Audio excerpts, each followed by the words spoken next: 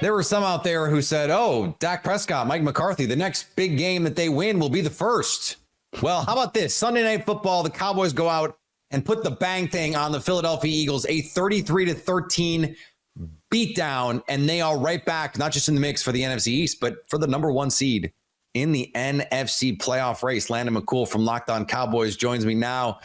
And Landon, this was the signature win that we always talk about in an MVP race for someone like Dak Prescott. At least to date, he was going to have to play at an MVP level if they're going to stay in the mix here. But why did this game play out so differently from the last time these two teams played? Well, it's funny. Like, I think the last time you and I talked about the Cowboys and the Eagles, we talked about, my confidence was that I felt like, all the balls bounced the Eagles' way the last time. There was 3 fumbles that happened in that first game, and the Eagles recovered all of them. And I think this time the luck turned the other way, and all the balls were bounced the Cowboys' way. And then on top of that, 3 fumbles again. Yeah, 3 fumbles again. They all fell in the Cowboys' lap. And I also think that just where the momentum between these two teams are right now, the Eagles are kind of flailing a little bit. They looked tired in the game, and to be fair, the Cowboys had a 10-day rest on this, but it just looks like two teams kind of crossing each other in the middle of a playoff run and going in opposite directions. And so in terms of things that you think are translatable moving forward, what did Dallas do in this game that you go, yes, in a playoff series or in a playoff run, this is going to be what they can hang their hat on, this thing that they did against Philly? Well, I think that they were able to kind of continually keep their foot on the neck of Philadelphia. I don't know that there was ever a point when the game was really in question. Even during the third quarter, when things felt tighter, it was still a 2-touchdown game, for most of the game. So I think the other thing too is that the defense really showed you kind of playing back into form, especially against a tough team that was traditionally difficult to stop the run, and difficult to kind of prevent from converting, keeping off the field because of their ability to convert fourth downs and shorts and third down and shorts. So the Cowboys kind of continue the blueprint maybe laid down a little bit by the 49ers of making sure to keep them unsuccessful in the early downs so they didn't have success late in the downs. Yeah, and the turnovers were a huge part of the game. We mentioned the 3 fumbles.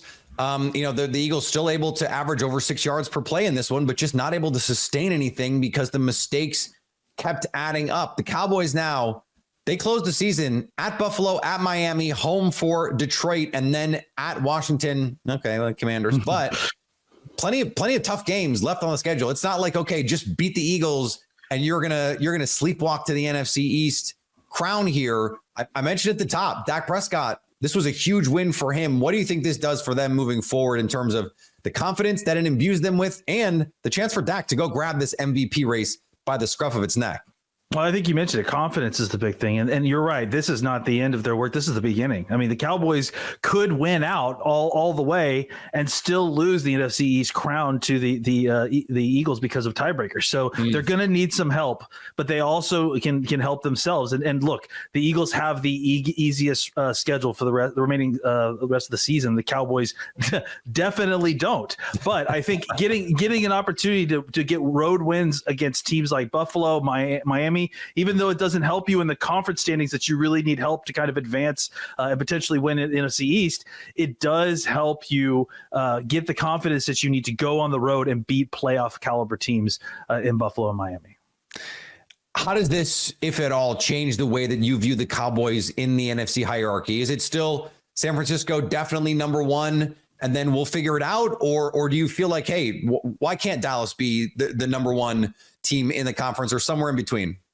I think there's some unknown there, because I think the Cowboys are just such a different team than they were the last time they played San Francisco. So I think, they San Francisco put a beat down on the Eagles. We just put a beat down on the Eagles. So I think, there's tons of talk, and there's going to be tons of talk until these two teams face each other again. But right now, I think it's safe to say that I feel like the Cowboys and the 49ers are the two best teams in the NFC.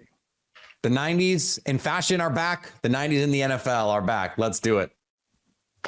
How about them Cowboys? Stay up to date all year on the Dallas Cowboys by subscribing to Locked On Sports today and Locked On Cowboys on your favorite podcast app and on YouTube.